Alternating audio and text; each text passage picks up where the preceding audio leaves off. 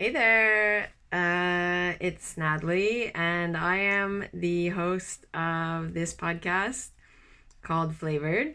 Very soon to have a new look to it. This might, in fact, be the last flavored podcast that I do. But regardless, the concept's kind of gonna stay the same, so that's cool. So I'm here again doing this podcast slash video channel. And I want to thank you for your support so far in listening or watching my videos. And I hope this thing keeps growing and I can keep sharing ideas. But more so, I hope that I start having more of other people's ideas to share.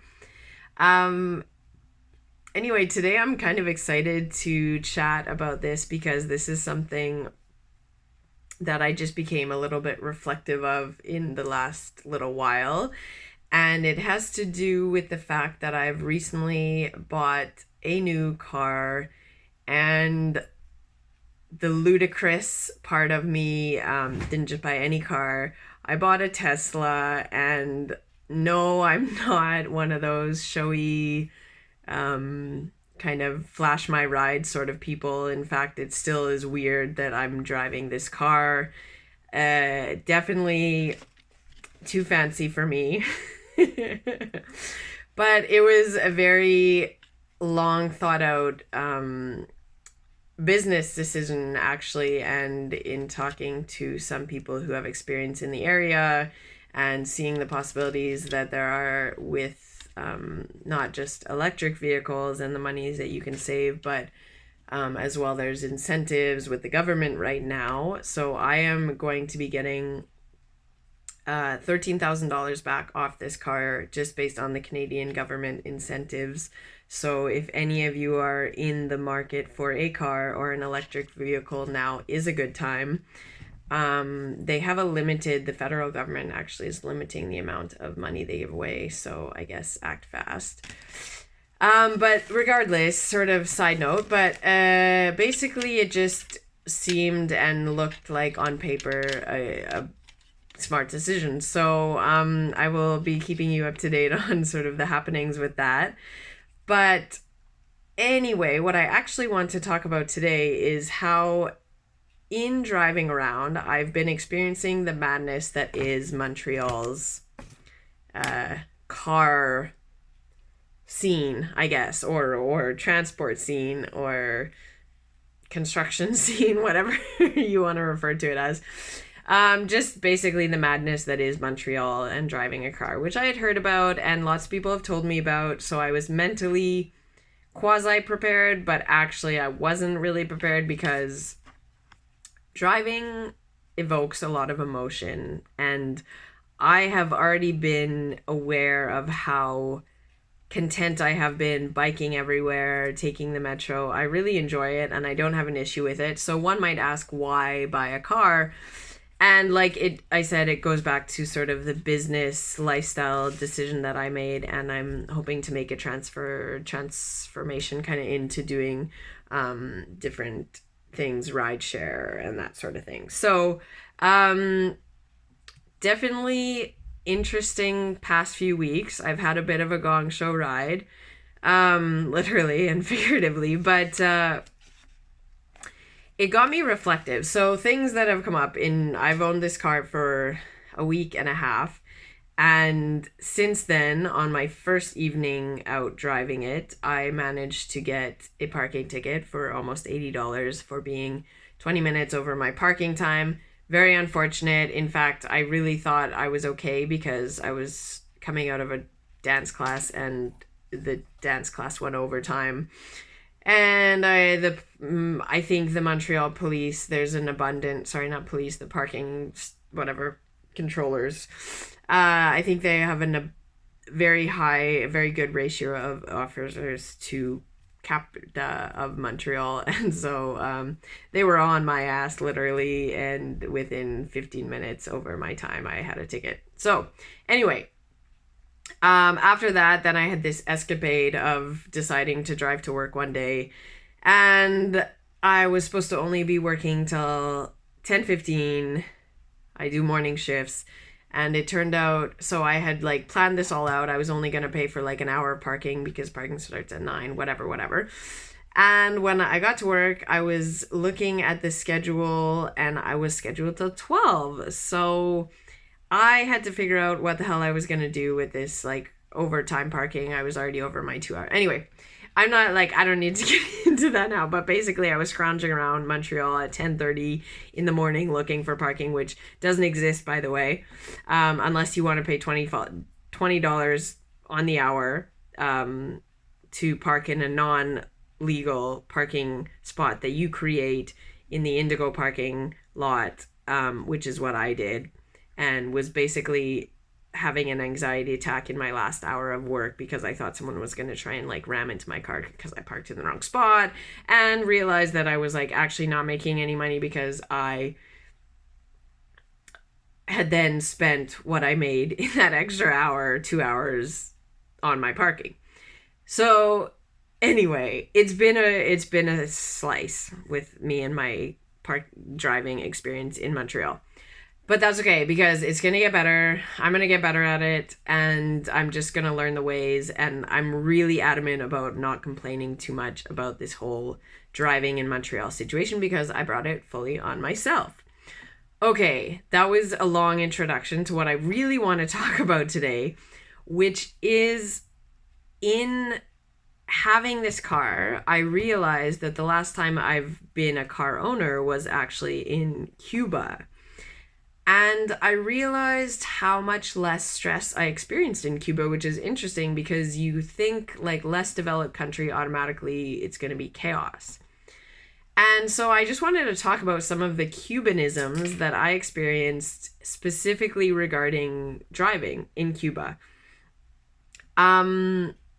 First and foremost, I think the fascinating thing is that for a city with a good 2 million people, the car traffic is very minimal, which makes a lot of sense if you think about it, because in Cuba, most of the transport is, I mean, it's changing. It's becoming more sort of people owning cars now that they're allowed to, but predominantly it's taxi service and buses. So there's a large population, but not a large population of car owners per se.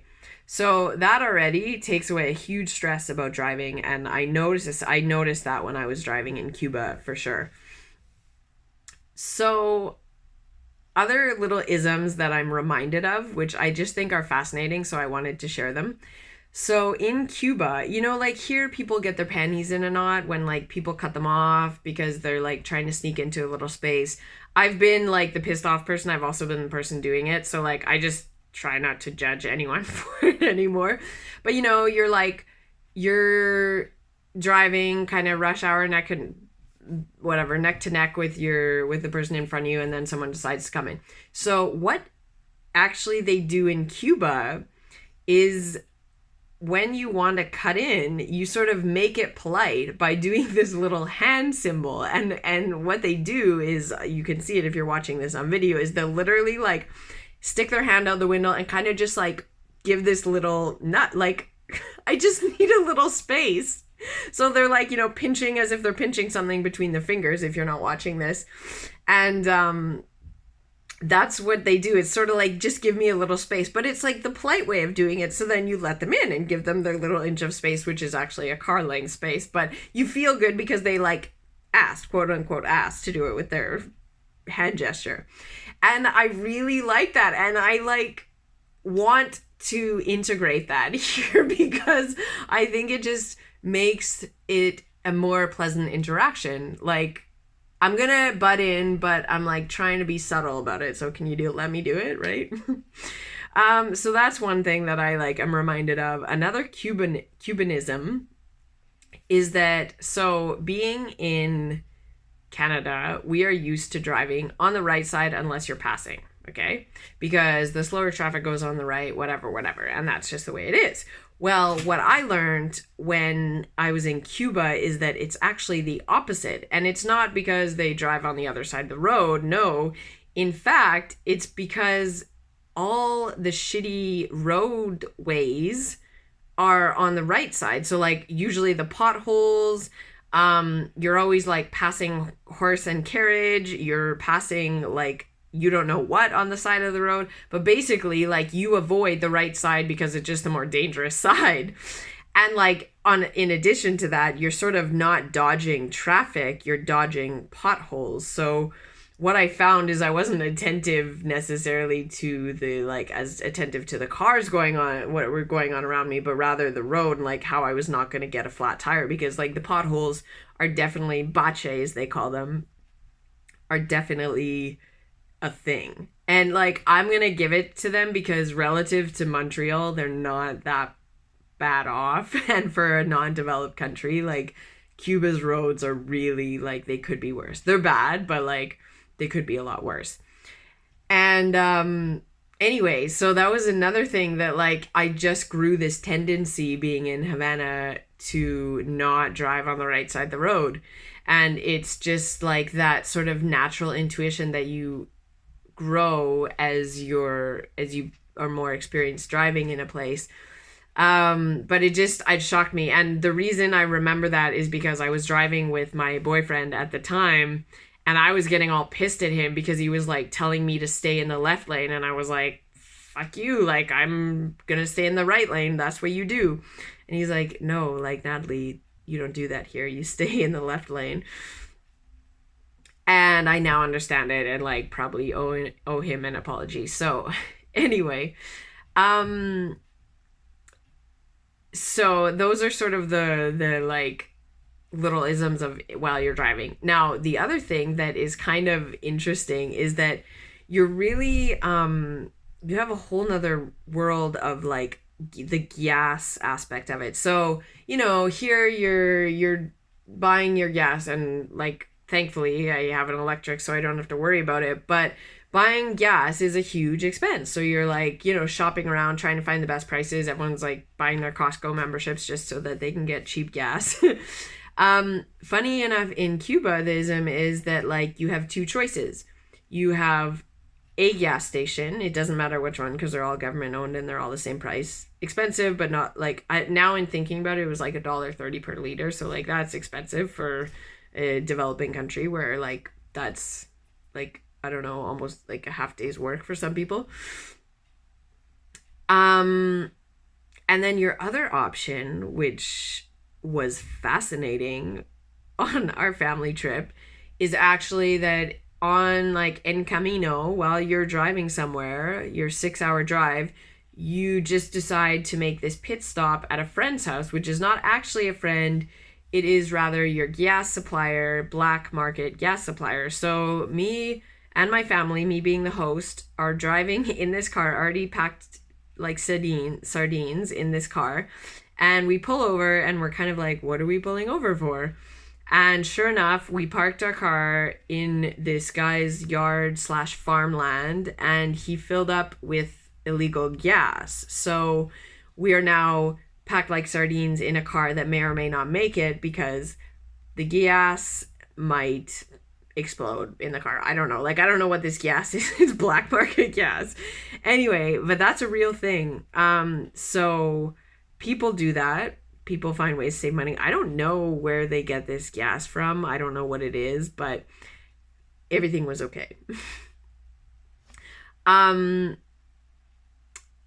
little ism that I have to say, like, I was grateful for is that in Cuba, I was there on a diplomatic status. So the only reason I was able to work in Cuba was because the Embassy of Canada supported me.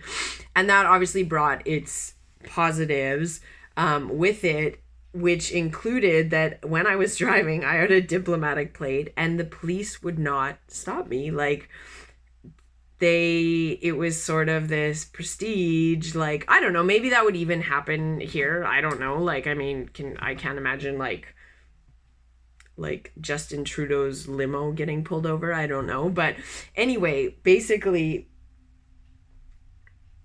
I actually got flagged down by a police once who I was speeding on this road, and she like goes to pull me over and then like kind of like waves at me to slow down, and then like waves me by. And just like, I was just like, oh shit.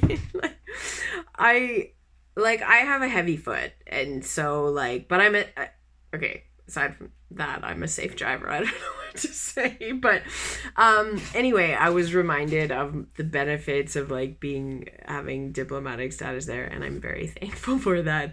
Didn't happen often, maybe once or twice or 3 times. Anyway, so then, okay, then there's that. There's the whole ism world of taxis in Cuba. So taxis in Cuba are very fascinating because it's like a whole subculture of behaviors, of like how it works, the ethic, or like not ethics but etiquette of sort of taking taxis, how you line up for them. And so I want to talk a little bit about those because they're really fascinating. So, first of all, there is a taxi taking language, which is basically a subversion of sign language, because the taxis, so how taxis work in Cuba, well, there's private taxis that you can hire, but the shared taxis, colectivos, or almendrones, because they're all made out of the old cars, usually, which are steel, tough like almonds, almendrones, I believe, was the reason for calling them that. Anyway, there's a whole system of how you use these. So they all drive along these different routes. There's like, I don't know, 6, something like that, 6 different routes that they all drive along in different directions to get you where you need to go. And you just kind of like get in where you need to and get off where you need to. So it's like you share this taxi along the way. Super, super fascinating. I think it's brilliant. It was like one of the most impressive systems that I had seen in Cuba. Of course, someone's gonna like argue that it didn't function well and there was never enough of them and blah, blah. But like the system, the concept, I think is brilliant. Anyway, so in using this system, there was definitely a language that you had to use. So basically you would like signal to the taxi driver where to inquire where they were, because sometimes like not the whole route would pass, but some would like pass. Some would be going one way, some would be going the other, but they would pass by you. So you needed to find out where they were going. And so there was this like, you know, if they waved their hand forward and backwards, it meant they were going along that line, which meant either like to set or whatever. Or they would have a symbol for like 3rd Street. So they would put out their like 3 fingers. And then if there was, so if a taxi was full already and you couldn't see, you'd be flagging them down, and they'd sort of hold this like hand up, like they were holding a wad of, I don't know, cotton balls in their hand, like a wad of something, but it was like, no, it's like an Italian, we're full. And it was really, just like learning that, man, that's when I really felt like I was becoming a Cuban in my own right. But like, I was so proud to use those hand signals, because it's like, man, you only know that if you live there, you know, and like get in the culture. So anyway, that was the like taxi language was just so cool. Music selection, that was really something in a taxi. You were either in the taxi, I'd say there was like 3 general options. You would run into a taxi, be in there, and it was like blasting reggaeton-y, like heavy duh duh duh duh duh duh duh duh, and it was just this like beat. You didn't even know what the song was because all you could hear was the like do do do do. Anyway, so that was like option number 1, which was like probably the best option because I like reggaeton, so like, you know. Second option was like loud, over volumated, if that's a word, like salsa slash balada, like I don't even know what they called it, ballads, like basically Spanish ballads. So think like borderline Mark Anthony, borderline what's that guy's name, Enrique Iglesias, but like less enjoyable, less like poppy, you know. So it was like these love songs that were just like me encanta tus ojos, and like, oh my god, just so bad, you know. and way too loud, like way too loud. And I just like, no, that was not doing it for me. And then, so I forgot option number 3 would be salsa for sure. Like, which I'm honestly like hit or miss with salsa. Like, it was just a little too much in the ears at sometimes, but like you'd get a good song one now and then. And then like there was just nothing where you're just like hearing the rackety rickety old car, wondering which piece is going to fall off or like might cause you to stop first, sort of thing. So music was definitely a fascinating component to these taxis. And like didn't seem to be related to how well the driver drove. Like I felt they were all kind of just like bad. No, actually, honestly, the driver, like, they're good drivers. They know how to drive a 50s, like, Ford car that they have to, like, shift. And anyway, good drivers in Cuba. So yeah, the taxis were just a thing. So, and then, like, other etiquettes, you would wait along the line of where you wanted to get picked up, and so I would always walk out to the end of my street, which was luckily on a taxi line. But what would happen is like there would already be people waiting along that line. And I would just like, if I were to just stand there, I would have budged, 5 other people behind me that were waiting a lot further along the road. So what I would have to do is like edit. To be correct or whatever, I would have to actually like walk until I didn't really see anyone else anymore. But then you're like, okay, where do I stop? Because if I go to the next block, there's someone else. But anyway, kind of like it was a general in visual sight.